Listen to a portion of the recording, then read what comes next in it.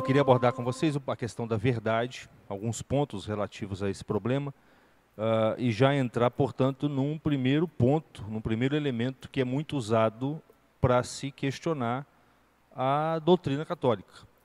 A doutrina católica, como a gente tentou mostrar na aula passada, nas aulas passadas, ela é totalmente dependente da ideia de verdade. Se você não acredita na existência de uma verdade e, consequentemente, na existência da realidade das coisas, a doutrina católica cai por terra. Não só a doutrina católica, qualquer doutrina religiosa, das religiões pagãs, ou qualquer doutrina filosófica que existiu até pelo menos o século XVIII, XIX, todas elas dependem da ideia de que existe um mundo real e que é possível para o pensamento humano, para a linguagem humana, expressar esse mundo real tal como ele é. E é isso que a gente chama de verdade. Verdade é uma adequação da nossa mente, das nossas ideias, com a realidade que existe fora da nossa mente. Isso é o que a gente chama de verdade.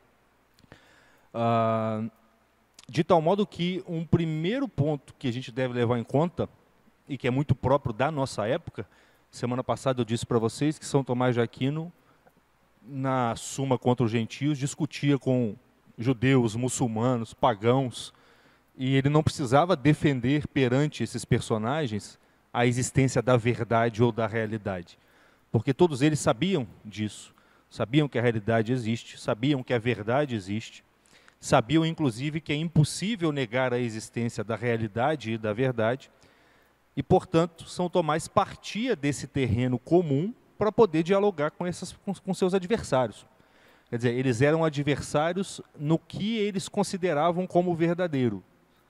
Cada um considerava uma coisa diferente como sendo verdadeiro, mas eles não eram adversários no que diz respeito a considerar que a verdade em si mesma existe. Eles concordavam que a verdade existe, embora cada um tivesse uma descrição mais ou menos diferente do que fosse a verdade. Tá dando para entender isso que eu estou dizendo? Hoje nós não temos mais esse terreno comum.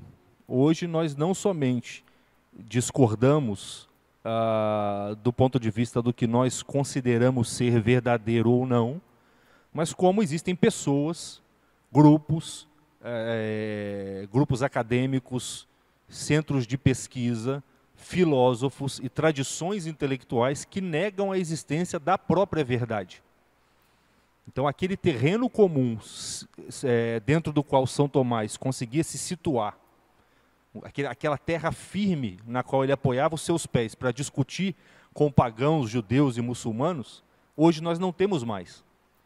Com algumas pessoas, com judeus, muçulmanos e pagãos, vamos dizer assim, da antiga, nós ainda conseguimos pressupor esse terreno. Tá? Mas com os chamados neopagãos, para usar a expressão do Bento XVI, não dá para discutir mais pressupondo essa terra firme, porque uma das primeiras coisas que eles negam é a existência da verdade e a existência da própria realidade, que no fundo é a mesma coisa, a gente vai tentar ver aqui agora. Então, nós temos, na nossa época, a difícil tarefa de ter que provar para o sujeito a existência de uma coisa que não pode ser provada. Porque, veja bem, a verdade ela é um pressuposto de qualquer discurso. Quando a gente começa a falar, qual que é a diferença entre falar e, sei lá, emitir um ruído como um animal faz? O ruído ele não significa nada de verdadeiro. Ele não tem essa pretensão. Ele expressa uma emoção. O cachorro, quando late, sei lá, ele viu um gato. O pássaro, quando canta, ele viu, sei lá, uma fêmea. Mas ele não quer significar alguma coisa com aquilo. Usar o som ou a escrita para significar algo de real e verdadeiro é próprio do ser humano. Quer dizer, falar é usar a linguagem, o som, a escrita, a figura gráfica, para expressar uma verdade, para expressar um conteúdo real que existe fora de mim. De modo que é impossível falar sem pressupor a existência da verdade. Ou você fala pressupondo que existe um mundo real do qual você está falando, Estão entendendo o que eu estou dizendo? Ó, tudo isso que eu estou falando aqui agora é porque eu pressuponho que essas coisas existem. Percebe? E quando eu pergunto se vocês estão entendendo, vocês dizem que sim, porque vocês reconhecem que essas coisas existem. A gente pode até discordar num ponto ou no outro, mas é natural que a gente vá buscando, através do diálogo, ver quem está errado. Ou eu ou vocês, e a gente vai ajustando, até chegar num ponto que a gente fala, ah, agora a gente entendeu como as coisas são, como a realidade é, como isso é na realidade. Então, é impossível falar sem pressupor a existência daquilo do que você está falando. E verdade nada mais é do que uma adequação entre o que você fala e aquilo do que você fala. Isso quer dizer o quê? Que o sujeito, quando diz que não existe verdade, ou que não existe realidade, ele está te levando para o campo do reino animal. E é por isso, como eu disse na aula passada, que essas discussões terminam em gritos, terminam em intervenções. Você é fascista, tira ele daqui. Segurança, tira o cara daqui, joga na prisão, no campo de... É uma espécie de micrototalitarismo, microfascismo. Um cara desse, quando chega no poder, dá o que a gente conhece, que são os regimes totalitários, onde justamente quem fala a verdade tem que ser abolido, censurado, etc. Então, a nossa tarefa é difícil por conta disso, porque você tem que provar o óbvio, e o óbvio não se prova. O óbvio é aquilo que você pressupõe para provar o que não é óbvio. Percebe? Eu não posso provar para vocês que eu estou aqui.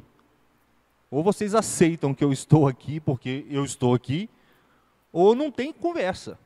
Aí eu posso fazer igual o mestre Zen, pegar um bastão e dar na cabeça de alguém, para ver se pela dor ela se convença de que eu estou aqui. Aristóteles, inclusive, falava isso, falava, o sujeito que nega o que é óbvio, só tem um jeito dele aceitar o negócio, é você batendo nele. Percebe? A ironia que ele está usando?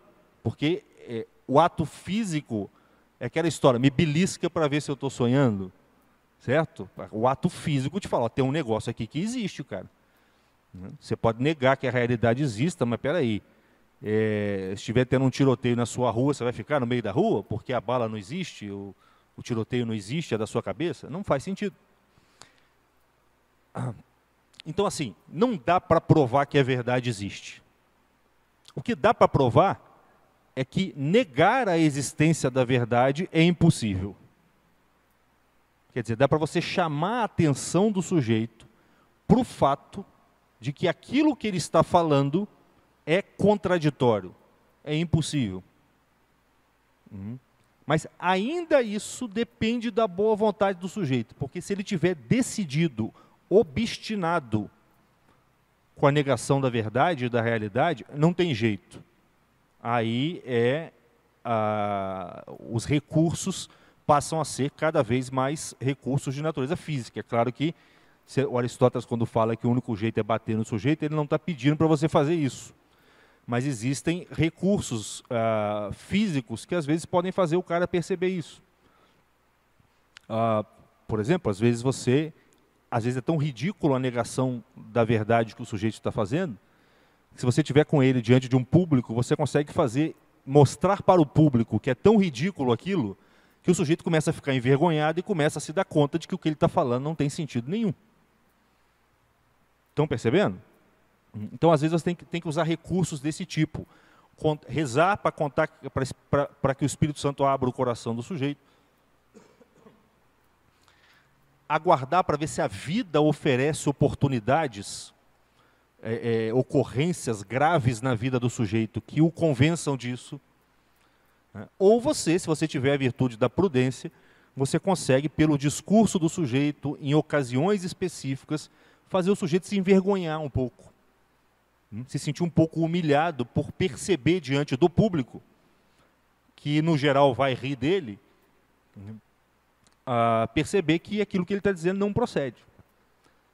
Isso por quê? Porque não dá para você provar que a verdade existe, dá para você fazer o cara se tocar de que ela existe.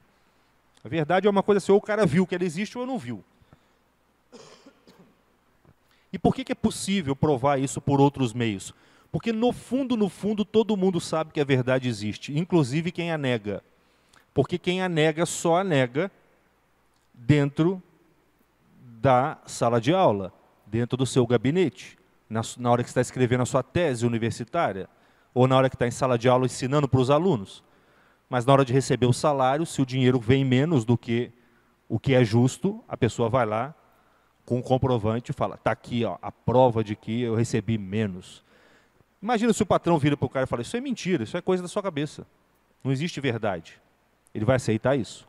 Não vai. É claro que não vai. Veja como os relativistas, né, que até pouco tempo atrás, até 2 anos atrás, eram críticos ferrenhos da ciência, né, os progressistas, hoje a gente falaria de os esquerdistas, são extremamente relativistas hoje e críticos ferrenhos da ciência, porque a ciência parte da ideia de que existe uma verdade e que em alguma medida você pode alcançá-la. Veja como é que eles começaram a defender a ciência de uma maneira completamente totalitária a partir do advento da pandemia. E o problema das vacinas, por exemplo. Eles, não, é ciência, e se você nega qualquer coisa, você é um negacionista. Estão percebendo? Nós passamos a ser, nós assim, né? Bem, vocês estão entendendo. Nós passamos a ser os negadores da verdade e eles os defensores da verdade. Olha que coisa curiosa. Isso é por quê? Porque a alma humana foi feita para a verdade. Então você pode negá-la parcialmente, mas você não pode negá-la totalmente. Como eu disse para vocês semana passada, a mentira ela tem uma natureza vampiresca. Ela só se alimenta do sangue da verdade. Então, se você abole totalmente a verdade, não faz sentido para a mentira existir.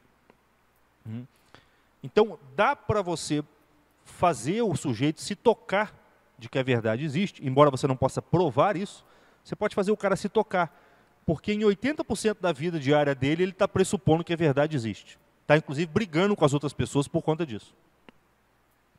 E, inclusive, a gente vai ver, quando ele tenta te convencer de que a verdade não existe, ele está pressupondo que isso seja uma verdade. Simples. Só que quando você falar isso para ele vai falar, não, você está me prendendo com argumentos, com sofismas e não sei o quê. Então a gente tem que ter estratégias para falar com essas pessoas, como eu falei na primeira aula, sempre com espírito de caridade. A gente tem que estar sempre assegurado de que as nossas paixões, a nossa vaidade, a nossa soberba estejam minimamente controlados, para que a nossa vontade de ganhar a discussão não se sobreponha à nossa vontade de fazer o sujeito perceber a luz, perceber que as coisas são o que são, e que é possível compreendê-las até certo ponto. Bem, então, isso foi uma introdução para a gente entrar no problema de fato. Vocês me desculpem, eu vim de um resfriado e estou tossindo um pouquinho.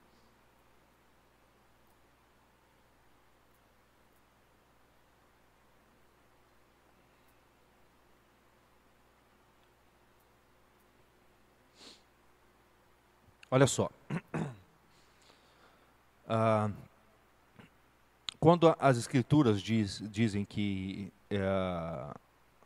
Deus criou as coisas do nada, quando a tradição reafirma isso, Deus criou as coisas do nada, o que esse nada significa? É claro que esse nada não era um nada absoluto, tá? Que existia, porque Deus existia, né? Se Deus criou as coisas do nada, esse nada não pode ser um nada absoluto, porque o nada absoluto pressuporia a inexistência do próprio Deus. Mas se foi Deus quem tirou as coisas do nada, espera aí, Deus existia e esse nada aí é uma metáfora, tá? É um artifício poético.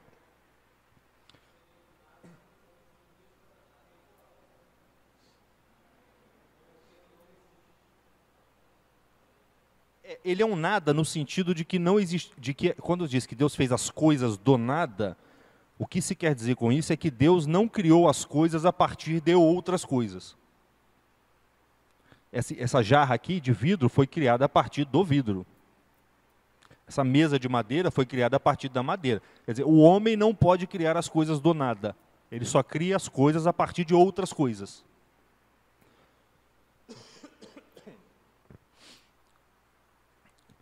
Mas Deus criou as coisas do nada. Deus não precisa de outras coisas para poder tirar dessas coisas outras coisas. Ele é o criador da primeira das coisas. Então, esse nada significa simplesmente que Deus não... O ato criador de Deus não pressupõe criatura nenhuma, a partir da qual ele tiraria as outras criaturas. Embora ele possa fazer isso como ele faz. O corpo humano ele tira do barro da terra. Mas o barro da terra ele criou do nada. Faça-se o elemento seco. Percebe? Os elementos materiais ele tirou do nada. Depois ele tira os animais da água, da terra, o homem do barro, etc. A alma humana ele não tira de lugar nenhum, ele cria direto. É o sopro divino ali. Tá? Então, Deus, por ser uma potência infinita, onipotente, ele pode tirar a coisa do nada. Nós, por sermos uma potência limitadíssima, só podemos tirar as coisas de outras coisas. Os animais nem isso podem. O animal pode até usar uma coisa, sei lá, o macaco pega um graveto para cutucar no formigueiro. Mas ele não pode criar nada a partir do graveto. Percebe? Senão ele criaria um espeto, qualquer coisa, que é o que nós fazemos, né? Então, é claro que essas coisas elas não vieram do nada, no sentido assim, existia um puro vazio e as coisas surgiram. Não, existia Deus. Tá? E Deus não criou as coisas de outras coisas. Então Deus, num certo sentido, tirou essas coisas dele mesmo. Por isso que São Paulo diz, nele nós nos movemos, existimos e somos. Num certo sentido, nós estamos em Deus. Tá? Isso não é panteísmo. Panteísmo é dizer que, no fundo, nós somos Deus. E só temos a impressão de que nós não somos. Tá? Não, o que a doutrina cristã diz é, nós estamos em Deus, nós participamos de Deus, nós existimos em Deus. Tá? Porque Deus criou todas as coisas, permitindo a cada uma das coisas que participassem daquilo que ele é. E o que ele é? O ser. O que ele diz para Moisés? Eu sou aquele que é. E o ato criador de Deus é permitir que as coisas participem daquilo que é. Então, eu, Sérgio, sou. O Luiz Felipe é também. Essa garrafa é. Esse jarro é também. Porque participamos do ser absoluto, daquilo que é, no sentido eminente, que é Deus. Bem,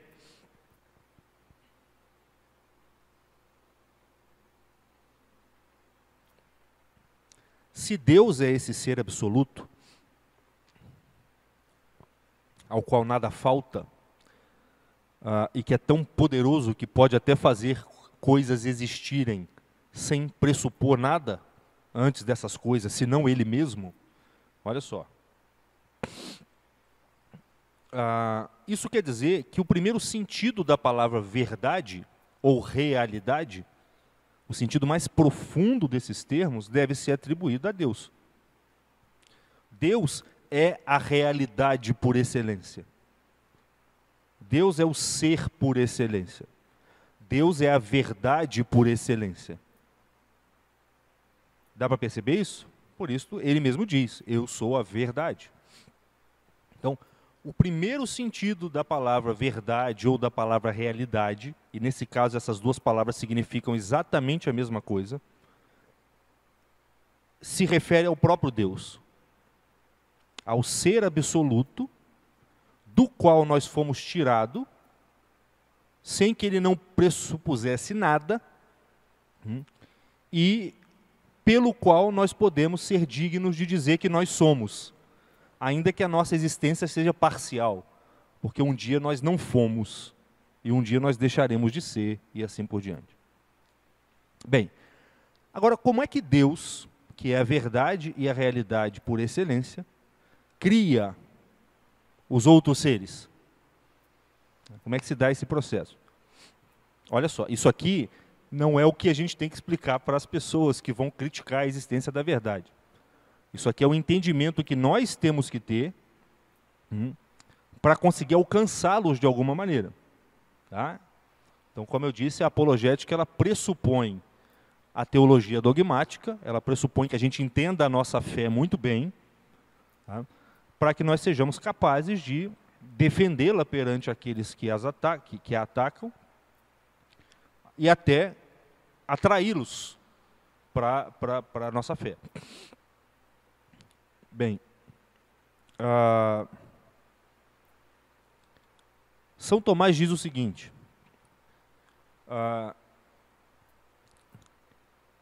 Deus, tá, ele sendo esse ser absoluto, ele é obviamente uma inteligência. Tá? Se existem criaturas inteligentes, Deus tem que ser inteligente no mínimo. Quando a gente diz que Deus é uma inteligência, a gente está sendo muito bonzinho. Ele é muito mais do que isso. Mas no mínimo ele tem que ser inteligente. Senão ele não poderia criar criaturas inteligentes. O efeito não pode ser maior do que a causa. Certo? O efeito tem que estar contido na causa. Tá? Eu acho que eu falei semana passada, eu não posso dar para você um dinheiro que eu não tenho. Percebe? Se eu não tenho 10 reais, eu não posso te dar 10 reais. Então, se Deus não tivesse inteligência, Ele não poderia dar inteligência para nós e para os anjos. Então, Deus é inteligente. O que é próprio da inteligência, como a gente viu semana passada? Contemplar uma existência, contemplar o ser de alguma coisa. Qual é o único ser que Deus tem para contemplar desde toda a eternidade?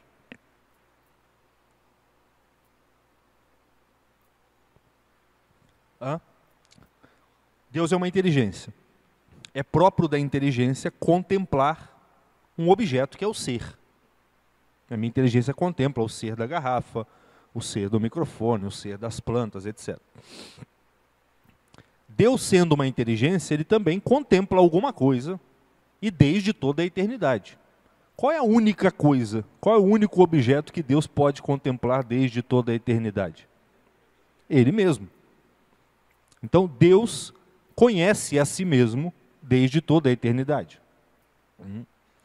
E quando você conhece alguma coisa, como eu expliquei semana passada, o conhecimento de uma coisa forma na sua mente uma imagem, um conceito dessa coisa. Certo? Quando eu conheço essa jarra, a minha inteligência não vem aqui na jarra, porque a minha inteligência é espírito, a jarra é matéria, nem dá. Mas um conceito dela é formado aqui, e a partir desse conceito eu conheço a jarra. É um processo delicado que a gente explicou mais ou menos semana passada. Se Deus conhece a si mesmo desde toda a eternidade, Ele forma desde toda a eternidade em si mesmo uma imagem de si mesmo. Tudo isso é muito abaixo do que acontece, tá, gente? Isso aqui é uma maneira humana de tentar, de algum modo, entender o mistério da geração do verbo divino. Verbo, ou logos, como diz São João, é conceito, é imagem conceitual, não é imagem da imaginação. Lembra da distinção que a gente fez semana passada? É a ideia. Deus tem uma ideia de si mesmo, um conceito de si mesmo. Tá? Na mente dele, na inteligência dele, quando ele vê a si próprio, brilha o resplendor, o esplendor, a essência que ele é. E ele se vê naquilo ali. Isso é o que a gente chama de logos divino, é o verbo divino. Tá? Que não nasceu, ele nasceu fisicamente como humano num determinado momento da história, quando ele se encarnou. Jesus Cristo era isso. Certo? Jesus Cristo era isso. Num revestimento humano. Agora, isso que Jesus Cristo era, a partir de, a partir de uma data, sempre existiu em Deus. Tá? Isso é o verbo divino. São Tomás diz o seguinte: Deus olha para essa imagem que ele faz dele mesmo. Está todo mundo entendendo? Depois vocês vão poder ouvir a aula novamente, isso é muito importante. Inclusive, se alguém estiver muito interessado nisso, muito interessado mesmo, querer se tornar um especialista nesse negócio, faça a transcrição das aulas. Vai ser muito útil para vocês e para todo mundo. Depois a gente pode até editar numa apostila e distribuir o que for. São Tomás vai dizer que Deus ao olhar para essa imagem que ele tem dele mesmo, obviamente ele vê ali a si próprio, mas ele pode olhar, e ele faz isso, ele pode lançar um olhar parcial para essa imagem que ele tem dele mesmo. São Tomás explica isso com um exemplo. Ele fala assim, sabe quando você está se olhando no espelho, e você se vê por inteiro, mas aí você pode focar no seu nariz, você pode focar no seu ombro, você pode focar, sei lá, na sua mão. Você estreita, você embaça o restante do seu corpo e foca e deixa nítido somente uma parte. São Tomás vai dizer, é como se Deus fizesse isso. Naquela imagem que é Ele mesmo, que é o Verbo divino, só o Filho conhece o Pai, só o Pai conhece o Filho, ó, é uma perfeita imagem de si mesmo, ali ele começa a olhar parcialmente essa imagem que ele tem dele mesmo. Só que quando Deus olha parcialmente essa imagem que ele tem dele mesmo, o que ele vê? Ele vê o modelo originário de cada uma das criaturas. Quando Deus olha para si mesmo, naquela imagem que é o Verbo divino, de modo parcial, ele vê o modelo de cada uma das coisas. E é por isso que cada uma das coisas criadas é bom, é belo e representa alguma qualidade de Deus. Tem um livro chamado Dos Nomes Divinos, escrito por um teólogo muito antigo, chamado Dionísio, onde ele mostra que o nome, qualquer coisa, qualquer criatura pode servir para simbolizar Deus. Qualquer coisa. Ele vai exemplificando. O sol, o céu, a terra, a planta, o homem, a roupa, a luz, a escuridão. Ele chega a falar assim, inclusive os vermes. E ele pega lá um salmo onde os vermes simbolizam Cristo. Pela encarnação, o verme tem a propriedade de penetrar na carne e, sob esse aspecto, ele simboliza Deus. A encarnação, olha só. E penetrar na carne faz parte da essência do verme. Percebem? Essa essência do verme foi o que Deus pensou para criar o verme. E de onde ele tirou isso? De algum aspectozinho do Logos divino. Está dando para entender isso? Parece difícil, mas não é tão difícil. Não é tão difícil isso. Só é uma coisa que a gente não está acostumado a pensar. Mas só poderia ser assim. Ó. Como é que você cria as coisas? Você tem uma ideia, não é? Aí dessa ideia você vai montando a coisa. Ó, eu preciso de uma coisa para apoiar o copo. O que pode ser? Um balcão ou uma mesa. Ela tem que ser firme o suficiente para suportar o copo. Não pode ser de papel, tem que ser de madeira. Então eu vou pegar uma madeira. Ó, dentro de uma ideia que eu tive, eu estou olhando para os aspectos dela e procurando os elementos para poder montar a mesa. Percebem? É isso que Deus faz. Deus só não precisa sair para procurar madeira para fazer a mesa. Ele pensa na madeira e depois ele fala, faça-se a madeira, sei lá, e a madeira surge. Então, tudo o que é criado a partir de um modelo originário, uma ideia que Deus pensou, como diz Santo Agostinho. As ideias de Deus são modelos de cada uma das criaturas. E essas ideias, no fundo, são pedaços de uma única ideia que Deus tem. Do único pensamento que Deus tem e pensa desde toda a eternidade, que é Ele próprio. Por isso, cada uma das criaturas pode simbolizar Deus sob algum aspecto. Sob justamente aquele aspecto que Ele visualizou ao formar a ideia da água, da árvore e do que for. Então, olha que interessante. Quando Deus cria uma coisa, essa coisa é dita verdadeira. Por que ela é dita verdadeira? Porque ela corresponde perfeitamente à ideia na mente divina. A árvore que Deus criou corresponde perfeitamente àquilo que Deus pensou sobre a árvore. Percebe? Não tem nada ali que seja contrário à ideia que Deus teve para uma árvore. Então eu olho para uma árvore e falo, essa árvore é de verdade, ela é real. Ó. O segundo sentido da palavra verdade ou real é quando nós o utilizamos para se referir à existência das coisas. Essa mesa é real, esse vidro é real, eu sou real. E o que eu quero dizer com isso? Que isso que eu sou corresponde a uma essência, a uma natureza. Eu sou um verdadeiro homem. Isso aqui é um verdadeiro vidro, é uma verdadeira jarra. Jarra é uma coisa criada pelo homem, então Deus não precisou pensar a jarra, certo? O homem pensou, ele pensou o vidro e outras coisas. E ao pensar o homem, ele pensou a jarra. Tá? Mas o fato é que tudo aquilo que existe é verdadeiro porque corresponde à ideia que Deus teve daquela coisa. Estão entendendo?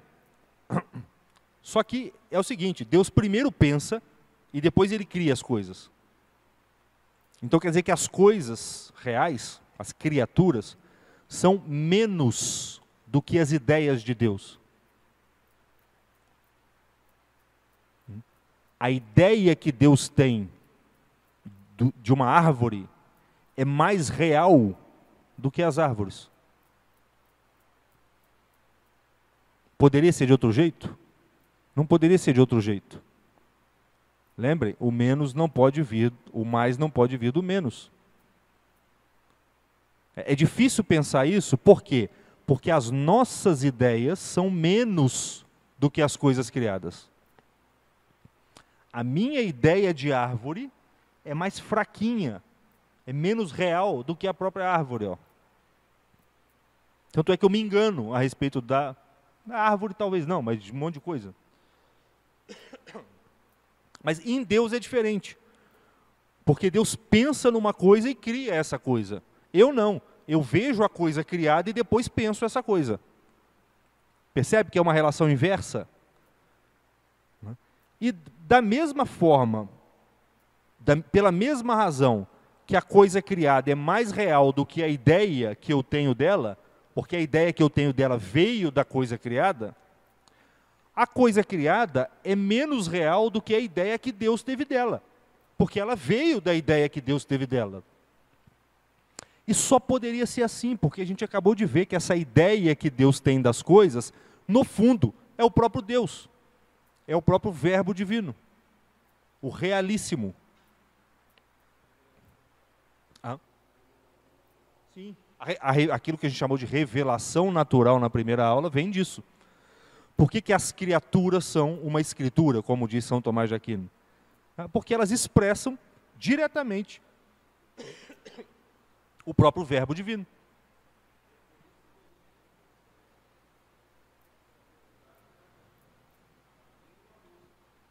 Aristóteles dizia isso. Ele está dizendo, é por isso que a gente não consegue se aprofundar em nada, nem numa mosca. Exatamente, Aristóteles dizia. A inteligência humana não pode compreender na sua plenitude, na sua totalidade, o que é um mosquito. Não dá. Porque no fundo, compreender uma coisa, como diz Santo Agostinho, é sondar a mente divina. É buscar a essência da coisa. E a essência da coisa é o que Deus pensou sobre aquela coisa. Que está presente nas coisas de algum modo, como a gente viu semana passada. A essência das coisas se manifesta nas coisas. Lembra do processo de nutrição, que a gente explicou semana passada? O ato de conhecimento é como se fosse um processo de nutrição, que você vai matando a coisa até tirar a vitamina, o elemento último que está ali, que é a essência. Essa essência, no fundo, é o modelo originário que Deus usou para criar as coisas. Isso aqui que eu estou falando para vocês é Santo Agostinho, tá? É Dionísio, é São Tomás de Aquino, é São Boaventura. Isso é a tradição da igreja. Bem, agora, olha que coisa. Aí que começa o problema. De Deus para as criaturas não tem falsidade, não tem erro, não tem engano, porque Deus não se engana. Agora, quando eu olho para a criatura e formulo um pensamento da criatura, e formulo um juízo sobre a criatura, aí eu posso me enganar. Percebe? Quando eu olho para as coisas e uma imagem dessa coisa passa para a minha inteligência, o conceito dela, ou a imaginação, mais profundamente o conceito dela, e eu começo a articular esse conceito com outras coisas, começo a dizer o que as coisas são, aí eu posso me enganar. O que acontece todo dia com a gente. Semana passada, eu falei assim, o padre tem terminado a missa por volta de 8h10, 8h20, então não tem problema se eu chegar lá 8h20. Né? Saí de casa, olhei o celular, estava o padre assim, já terminei, 7h. Provavelmente ele pensou, ó, eu estou terminando tarde, deixa eu consertar aqui, que foi combinado 8 horas. Eu me enganei, eu fiz um juízo. Esse engano vem do pecado original, da nossa ignorância.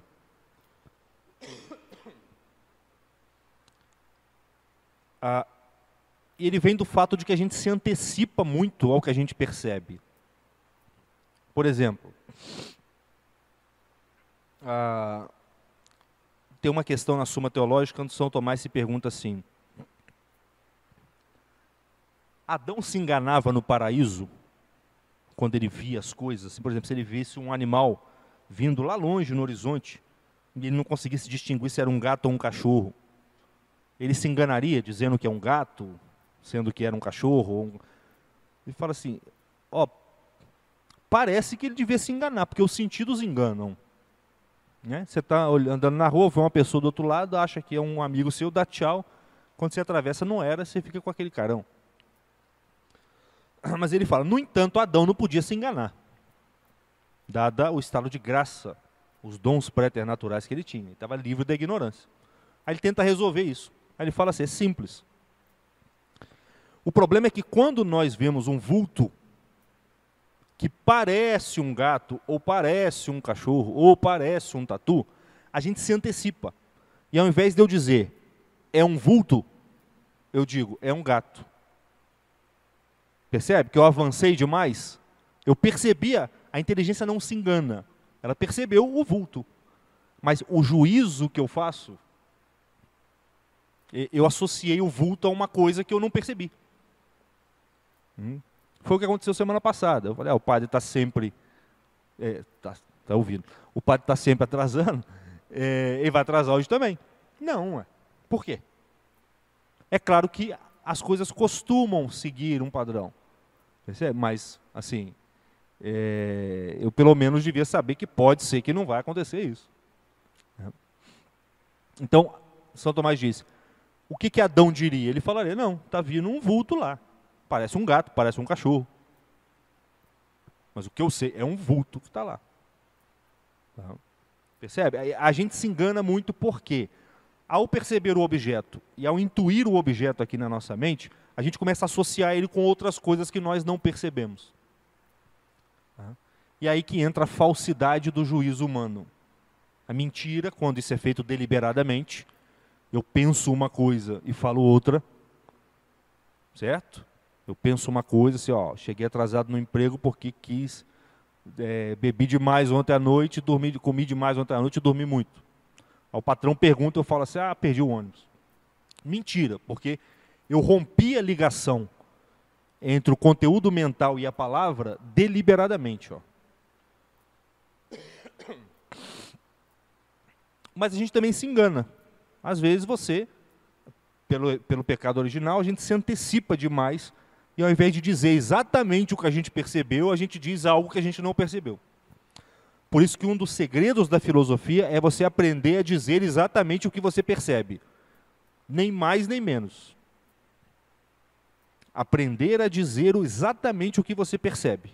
A gente não está acostumado a fazer isso. Aristóteles diz, verdade é, olha que interessante, verdade é dizer daquilo que é, e dizer daquilo que não é, que não é. Percebe? O que é dizer a verdade? Se isso aqui for vidro, eu digo que é vidro. Se isso aqui não for madeira, eu digo não é madeira. O problema é que a gente, no geral, sem perceber às vezes percebendo por conveniência, por perversão, Diz daquilo que não é, e diz daquilo que não é que é. E esse é o problema das mentes que questionam a existência da verdade, que questionam a existência da realidade. Elas estão ou por fraqueza mental, fraqueza cognitiva, como no caso das crianças que às vezes misturam. A criança, até uma certa idade, ela mente simplesmente porque ela ainda não consegue distinguir o que ela gostaria que tivesse acontecido do que realmente aconteceu. Então ela vai lá, faz uma bagunça, quebra um negócio lá, um copo, você pergunta para ela depois se foi ela, ela fala que não. Às vezes, até um certo momento ela não faz isso porque ela está mentindo. Psicologicamente é porque ela não queria ter feito, ela não se reconhece naquele eu que fez aquilo. A continuidade da identidade dela, do eu dela, ainda não está firme. Por isso, justamente, que a gente não responsabiliza ela pelos atos dela, de maneira severa. A gente ensina.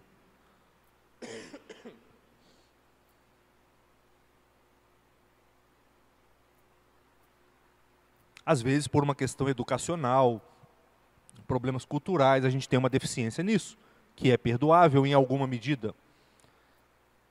Mas a maior parte das vezes é porque é conveniente para o ser humano não estudar, não desenvolver a inteligência, porque isso pressupõe sacrifício, pressupõe recolhimento. O recolhimento pressupõe abstinência dos prazeres. A gente não quer romper com o mundo, então a gente não estuda. Ou porque até a gente quer tirar vantagem das coisas mesmo, mente por conveniência, para sair na vantagem, para ter poder, para ter dinheiro, para ter o que for. Bem, então, vamos lá. De Deus para as criaturas, tá, tem uma correspondência perfeita, ele não mente. Tá? Vamos começar mais em cima. De Deus para o Logos, para o Verbo Divino, eles são coeternos, tá? Eles são a mesma substância, não tem nem distância entre uma coisa e outra. Do Logos Divino para as criaturas, não tem mentira. As criaturas expressam as próprias ideias que Deus pensou. Das criaturas para a mente humana, tá? Quando eu intelijo as criaturas, não tem erro. A nossa inteligência ela não erra quando ela entende uma coisa. É como o nosso olho. Você não pode se enganar ao ver uma coisa. Você viu a cor preta, você viu a cor preta. Você viu a cor laranja, você viu a cor laranja. A inteligência é a mesma coisa. Você entendeu um vulto, você entendeu um vulto. O problema começa na linguagem. Quando ao invés de dizer eu vi um vulto, você diz eu vi um gato. Simplesmente porque a figura do vulto era semelhante à figura do gato. Mas o ser que você percebeu não era do gato. Podia até ser um gato. Só não foi o ser que você inteligiu. O ser que você inteligiu era do vulto. Mas no momento de expressar aquilo, você acrescentou algo que você não tinha inteligido. Você errou, se enganou, mentiu, se for deliberado. Como hoje querem nos forçar a olhar para um macho de 2 metros de altura que ganhou a natação e falar que é uma mulher. Percebe como é que é perverso esse negócio? Porque força você a romper o seu elo com Deus. Porque dizer a verdade é manter um elo com Deus. Ó. Deus, o Logos Divino, as criaturas, a inteligência humana e a linguagem humana devem estar alinhados. Ó. A linguagem humana deve expressar o pensamento humano, que deve expressar as criaturas, que expressam o Logos Divino, que expressa Deus. Por isso que quem fala a verdade se aproxima de Deus. Quem mente se afasta de Deus. Ó. A linguagem humana foi feita para expressar a verdade do pensamento. E o pensamento foi feito para captar a realidade das criaturas. As criaturas foram feitas para expressar o Logos Divino. E o Logos Divino nem foi feito. Ele é a própria expressão eterna de Deus. Estão entendendo?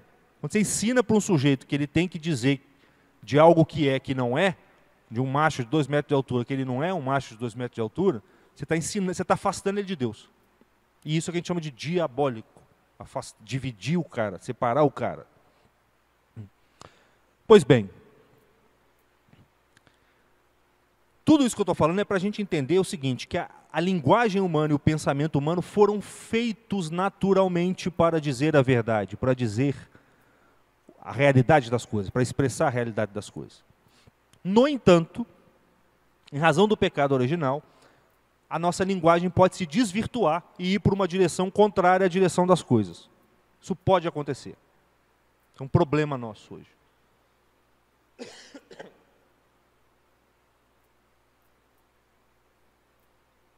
Só que o que Deus fez para ser de um jeito, por mais que a gente negue e use de um jeito diferente e perverta, foi feito para ser daquele jeito.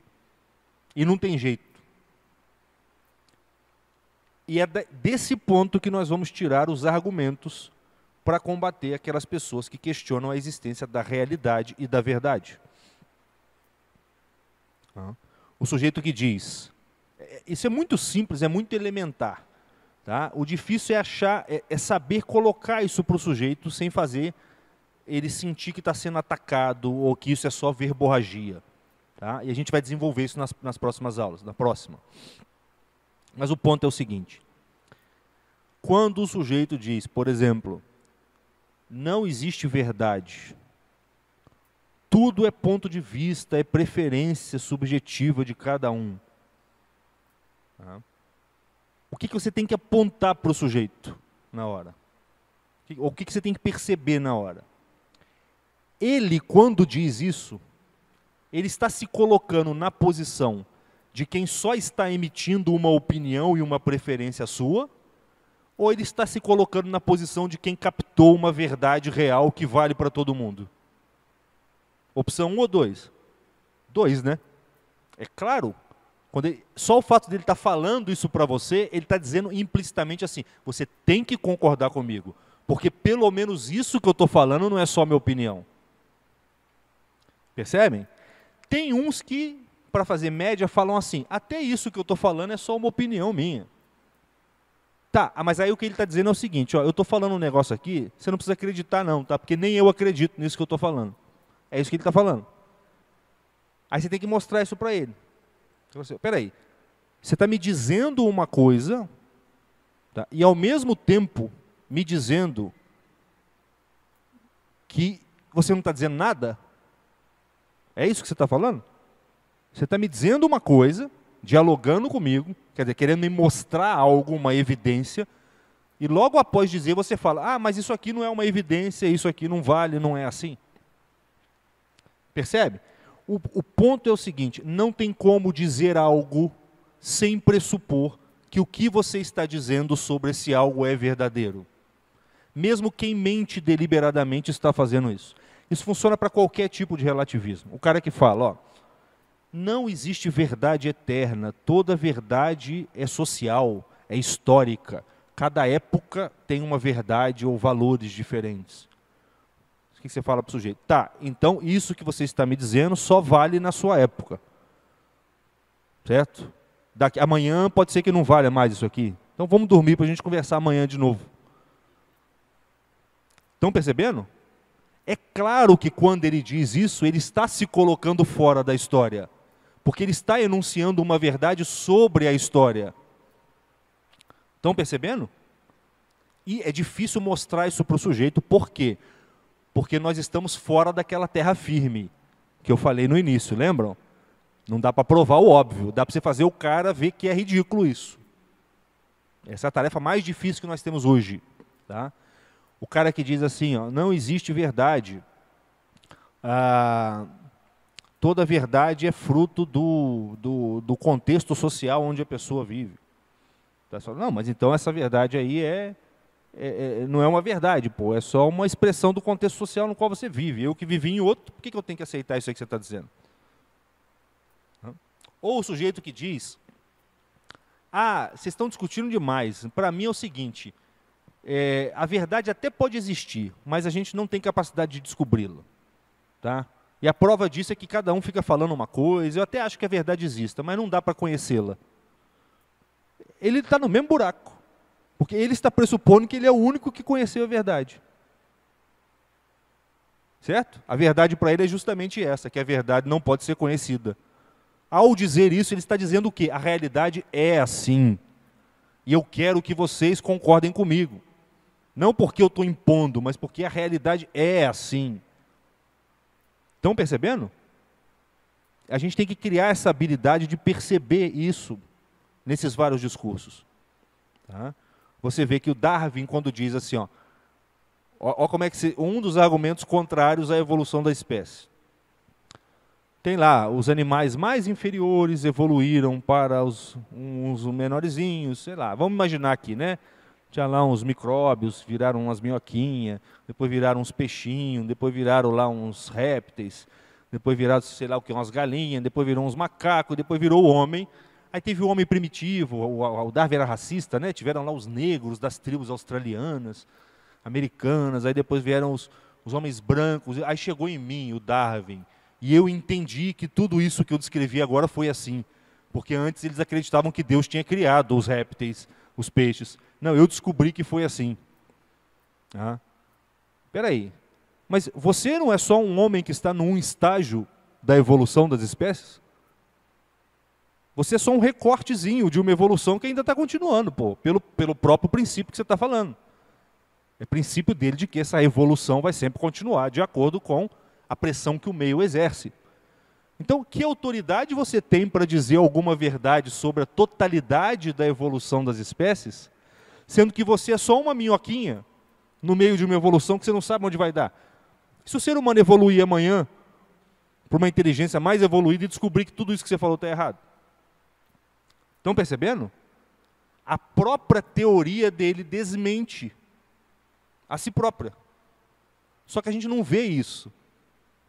Se a gente não tiver treinado na luz natural que Deus deu para a gente, que é a razão, a gente não vê isso. Uma coisa óbvia. É óbvio isso. Outra coisa, hoje falam muito isso. Você tem que acreditar na ciência, você não pode ser negacionista. Você não pode duvidar da ciência, porque tudo, uma coisa só pode ser considerada verdadeira se for científica.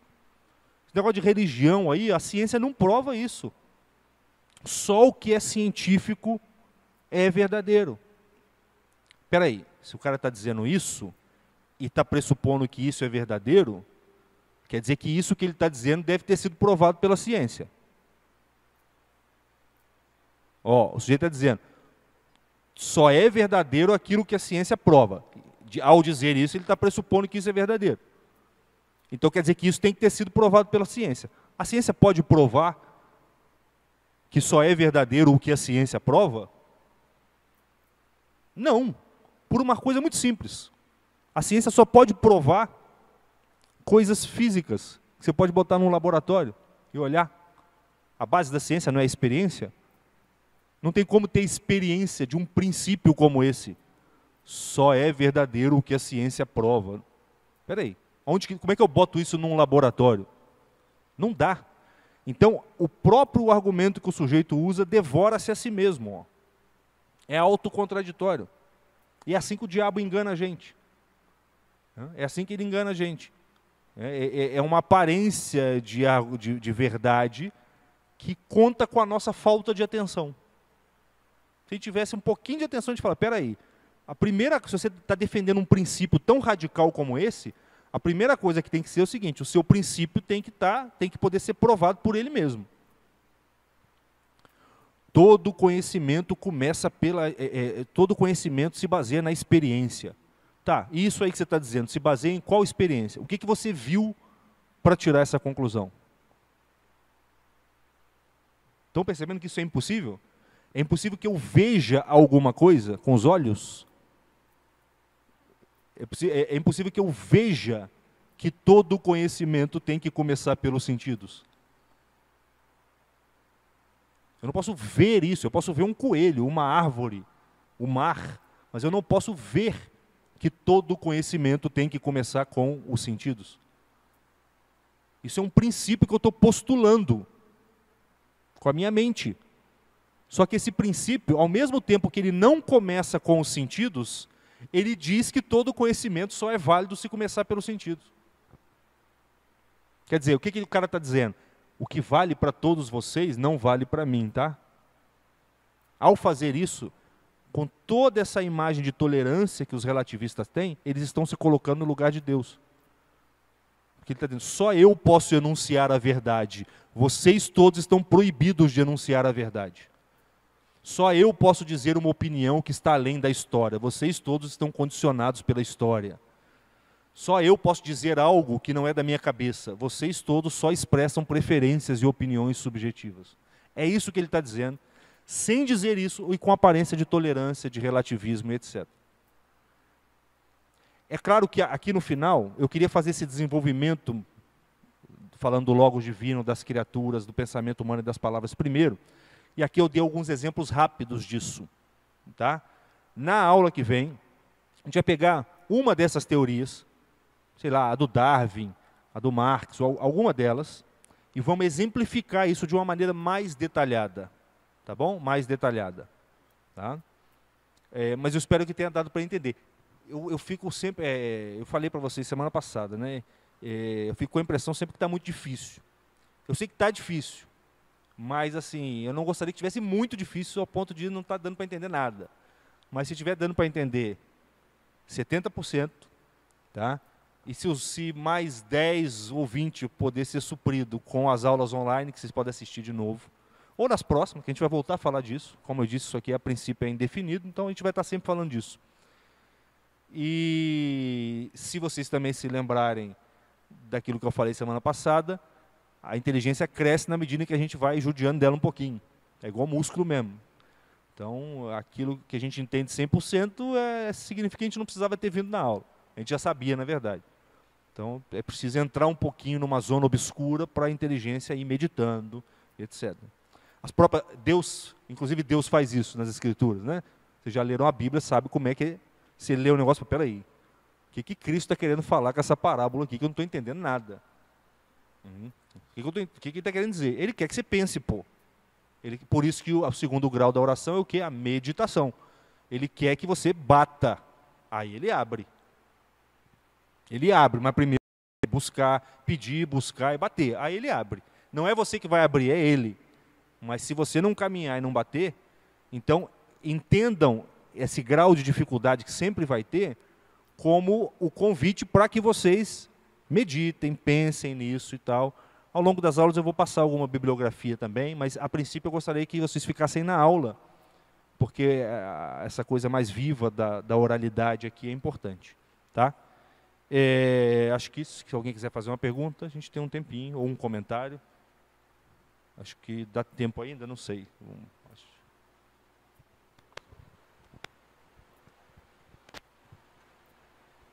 Sérgio, eu não sei, mas quando a gente entra num conceito de alguma coisa, isso seria a luz mais próxima do que chega perto da essência? Quando a gente conceitua algo, esse é o mais próximo da essência ou já chega a ser a essência propriamente dita? Ó, a essência, ela está na coisa. Existem 3 modos de existência para a essência. A essência existe primeiro em Deus, na mente divina. É o arquétipo, o modelo que ele pensou lá no Logos Divino sobre a coisa. Tá? Então ela existe em Deus. Depois ela existe na própria coisa. Porque para uma maçã ser uma maçã, a essência de maçã tem que estar ali, que é o que dá o ser de maçã para ela. Então Deus projeta um reflexo daquele arquétipo na própria matéria, que é o que a gente chama de forma substancial, que dá a essência da coisa. E depois, olhando a maçã, a imagem dela vem para a imaginação, eu faço todo aquele processo nutritivo de abstração, e a essência vem para a minha mente. Conhecer uma coisa é receber a essência daquela coisa sem a matéria. Quando eu conheço uma maçã, a matéria da maçã ficou lá, mas a essência dela não é que saiu de lá e veio para cá, mas ela foi gerada aqui também.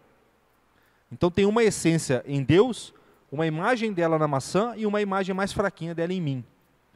É através dessa imagem fraquinha, tá, que eu percebo a essência da maçã e sei que ela é uma maçã, e posso, inclusive, perceber alguma qualidade divina que pode ser representada pela maçã. Certo? Então, respondendo sua pergunta, o conceito é um instrumento pelo qual nós enxergamos a essência na coisa. É um instrumento, assim como o olho é um instrumento pelo qual você vê a cor do objeto, o conceito mental, tá, aquilo que você pode definir, é um instrumento pelo qual você vê a essência da coisa.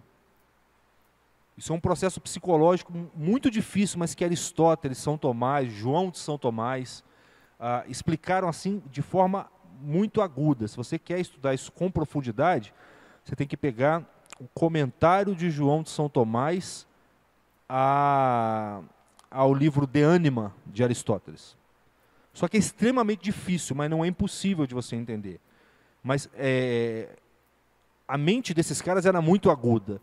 E para a gente entender como que uma coisa que está na minha mente pode se referir a um objeto externo, e Aristóteles diz, no momento em que você conceitua algo, esse conceito toca a essência daquele algo, quer dizer, quando eu intelijo na minha mente a essência de uma coisa que está fora da minha mente, a minha mente de algum modo toca a essência daquela coisa, como um tato espiritual, para você entender como que isso se dá, você tem que ter uma capacidade introspectiva muito grande para observar esse movimento acontecendo em você, porque ele acontece em você o dia inteiro. Geralmente a gente não tem essa capacidade abstrativa. A gente começa a pensar nisso e cansa, a mente não vai. Por isso que o pré-requisito para a filosofia é as virtudes, a aquisição das virtudes, a oração. É isso que vai permitir a nossa mente voar cada vez mais alto e atingir níveis de abstração tão elevados quanto aquele atingido pelos grandes filósofos, que no geral eram santos, como São Tomás de Aquino e São João de São Tomás. Hoje eu leio São Tomás, eu até falo, eu consigo entender aí, sei lá, 90%. Mas eu jamais poderia ter essas ideias sozinho. O fato dele ter tido isso, por meditação, é uma coisa assim absurda. É coisa de Deus mesmo, santidade. Uma inteligência muito iluminada pela graça. Mas assim, num certo sentido você está certo. Eu não posso possuir a essência de algo, senão eu seria esse algo. O que eu posso ter é uma imagem conceitual que me dá a experiência intelectual da essência desse algo. E Aristóteles diz, quando você entende alguma coisa, você, num certo sentido, se torna essa coisa. Não materialmente, mas espiritualmente. Está entendendo? Inclusive, isso é um dos princípios pelos quais os pagãos acreditavam em reencarnação. Porque se eu entendo uma coisa, e aquilo que eu entendo, e ao entender alguma coisa, a minha mente, num certo sentido, se torna a essência daquela coisa, quando eu perder o meu corpo, eu vou me tornar, a minha mente vai procurar um corpo que seja similar ao da forma, ao da essência que eu aprendi na minha mente durante a minha vida passada. Percebe? Quando a gente fala de reencarnação, que é um dos problemas que a apologética vai enfrentar, eu vou explicar isso direitinho. Porque a ideia de reencarnação, tal como defendida pelos pagãos, budistas, hindus, egípcios, indígenas, ela tem um fundamento numa percepção do mecanismo da inteligência humana. Ela tem um erro, que é a incompreensão da relação entre alma e corpo. Tá? Mas ela tem um fundamento. Tá? Diferente da reencarnação tal como vista pelos espíritas. Mas a gente vai ter uma aula só sobre isso, tá? Uma ou duas aulas só sobre isso. Não sei se eu consegui pelo menos dar um caminho aí. Sim, inclusive é interessante quando a gente pega o próprio São Tomás, que riquíssimo as escrituras que ele fez e deixou para a gente aí.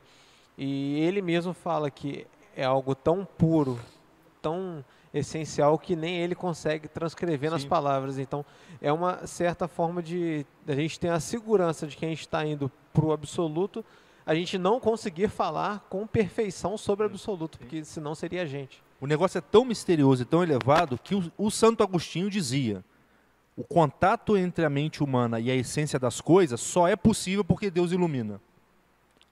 São Tomás fala que não é assim. Mas essa é a ideia do Santo Agostinho. Ele fala, Deus ilumina, porque não tem como a inteligência humana captar a essência de uma coisa sem uma luz divina.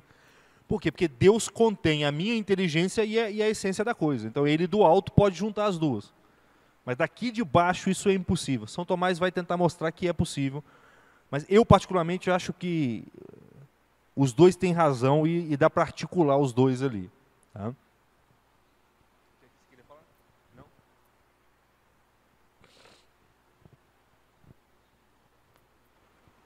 Não, só uma... me corrija se eu tiver pensado errado. O pensamento de Deus gerou toda a criatura. Mais do que isso, o pensamento de Deus sustenta o ser criado. Cada um de nós foi pensado individualmente, o ser humano. Continua sendo pensado. Se hipoteticamente imaginássemos que Deus em algum momento deixasse de existir, viraríamos pó imediatamente. Igual aqueles filmes maquiavélicos que as criaturas do mal criadas por aquele ser maligno, e aí ele destrói o ser maligno, as criaturas todas deixam de existir. É isso? Sim, é isso. Deus não somente nos pensou e nos falou, né? Porque quando Deus não simplesmente pensou as criaturas, ele pronunciou. A palavra de Deus gera coisa. Você vê que no nosso caso é muito distante disso. A minha palavra, quando eu falo carro, como diz Sócrates, quando eu falo carroça, a carroça não sai pela minha boca. Mas quando Deus fala a carroça sai pela boca dele. Mas falar e boca aqui são metafóricos. Deus não somente cria as coisas, como ele sustenta elas nos seres. Então Deus está pensando em cada uma das criaturas individualmente, em todos os seus mínimos detalhes, que são infinitos, porque nós não conseguimos compreender nem um mosquito o tempo todo. Se ele para de pensar, essa coisa deixa de existir. E ele pode, São Tomás diz, ele pode fazer isso. Deus pode tirar uma coisa da existência imediatamente? Ele pode. Mas não é conveniente com a sabedoria dele, com o projeto que ele estabeleceu. Tá? Mas no juízo final, quando vai haver aí a conflagração de todas as coisas, né, o fogo vai queimar tudo, algo dessa natureza vai acontecer. Mas ainda assim não vai ser porque Deus parou de pensar nas coisas, mas porque ele pensou outras coisas para esse momento. Por exemplo, o fogo devorador que vai queimar tudo. Inclusive os seres humanos que estiverem aqui naquele momento. E que serão os bons ressuscitados imediatamente. Quer dizer, os bons e os maus, né? Mas os maus vão... E os bons vão subir. Mas é isso, ele está pensando o tempo todo. Se ele parar, acaba. Se ele parar, acaba. Tem uma questão na Suma Teológica sobre isso. São Tomás vai dizer, Deus poderia fazer isso. Ele pode parar de pensar num anjo e o anjo parar de existir, mas ele não faz. Por quê? Porque ele concebeu o anjo como uma alma imortal, como um ser imortal. Então seria contrariar a própria concepção que ele fez. Não, contrariar a sabedoria dele. Então não é conveniente que ele faça isso. Então assim, ele não vai parar de pensar em você. Porque ao te conceber, ele te concebeu como uma alma imortal. Ele poderia acabar com o sofrimento de uma alma do inferno. Não, ele parou de pensar nela, parou de existir. Mas ele concebeu ela como imortal. Então ele não vai contrariar a sabedoria dele próprio. Mais ou menos assim, de memória aqui, o que eu me lembro. Mas é exatamente isso.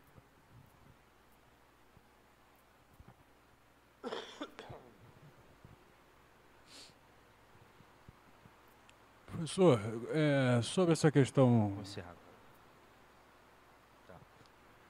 É muito interessante de que dessa imagem, Deus é inteligente, e por ser inteligente ele precisa, a inteligência ela atua nas coisas, não é isso? Eu não tô, você pode falar um pouquinho mais alto? Então, melhorou? Então, o senhor explicou, deixa eu ver se eu entendi, que Deus... Ele tem a inteligência, certo? Ele é um ser, não sei se ele é um ser, né? Deus é inteligente. Sim. E essa inteligência atua, ela é exercida nas coisas. E na eternidade, certo? Ele gerou essa imagem. O verbo divino, sim. Que é o verbo divino. Por isso que diz que Jesus não tem começo nem fim. Mas a minha pergunta é a seguinte. Está escrito que porque dele, por ele e para ele são todas as coisas. E esse seria Jesus, certo? Essa imagem de Deus. Sim. Jesus é a imagem de Deus. começa a se manifesta na história de forma encarnada a partir de um determinado tempo. Sim. Mas a pergunta que assim, na verdade, não sei se é a pergunta. É isso mesmo? Sim. Até onde eu entendi, sim. O áudio está um pouquinho ruim, mas pelo que eu entendi, sim. Entendi. O verbo divino foi gerado ele foi gerado eternamente. Ele é gerado eternamente, a gente pode dizer assim. Mas historicamente, ele assumiu a natureza humana, um corpo e uma alma humana, num determinado momento. Entendi. Tá? Mas a pessoa que estava ali é o próprio verbo que existe desde toda a eternidade. Sim. Por isso Cristo disse, se eu não me engano, ontem, no Evangelho, antes que Abraão existisse, eu sou. É. Quer dizer, historicamente, Cristo veio depois de Abraão. Mas ele A já natureza existia humana. desde a eternidade. Mas a pessoa, que é aquilo pelo que Cristo disse, eu, existia desde toda a eternidade. Entendi. Mas é isso mesmo. Aí, dentro da sequência do que o senhor explicou, de que Deus, ele, dentro dessa imagem que é plena, né, que é completa, ele pode focar em pedaços, e esses pedaços são as coisas. Isso é uma maneira de dizer. Sim. É uma maneira de dizer. Só que tudo isso foi gerado na eternidade, certo? Seguindo essa lógica. Sim, tudo isso está dentro do verbo divino desde toda a eternidade. Por isso que ele diz, eu vos conheço desde toda a eternidade. Sim. Ele diz para os homens isso. Então, depois quando o senhor explica, até a pergunta do irmão aqui, que Deus sustenta todas as coisas nesse pensamento. Mas ele sustenta nessa eternidade, não é isso? Sim, mas também aqui. Porque a eternidade não tem antes porque depois e de pensar, ele fala. Ele tem um ato criador. Ele Sim. cria você aqui. Mas não é uma outra dimensão? Oi? Não é a dimensão... Não é uma outra dimensão? Numa outra dimensão, na dimensão que física. Deus engloba. Deus? Deus é maior do que essa ele dimensão engloba temporal. tudo isso. E tudo isso está ocorrendo dentro dele de algum modo. Sim. Mas de certa forma, na eternidade, não desacontece. Então, ele, por exemplo, não pode aniquilar nada do que ele gerou na eternidade. Sim, sim. Então, não pode. Até então, porque na eternidade, no fundo, só existe ele. Então, você, na eternidade, enquanto arquétipo que Deus pensou, tá? Nada mais é do que o verbo divino olhado de um jeitinho ali. E, por exemplo, a alma, a nossa alma, que também é imortal. Imortal. Mas não é eterna. Não é eterna. Porque ela exige que ela um ponto de partida. Sim, ele criou. Um dia ela não existiu, um dia ele criou ela. Mas ela não pode ser aniquilada. Não pode ser aniquilada porque ele a criou como imortal. Assim como, pelo menos, o conceito, o arquétipo de todas as coisas. Não, o arquétipo ele não criou. Ele pensou. Né? O arquétipo é ele mesmo, visto de um jeito. Sim. Mas ele gerou. Não é nem que ele gerou, ele pensou. Porque gerar... Ele inteligiu, ele viu isso lá dentro. Porque gerar a gente compreende dentro de um tempo, né? Não, porque gerar em Deus é só o verbo divino que é gerado. Entendi. As imagens, os arquétipos são pensados ali dentro do objeto gerado, que é o Logos divino. A gente vai ter uma aula especial sobre a Santíssima Trindade, que também é um dos objetos que a gente vai ter que defender.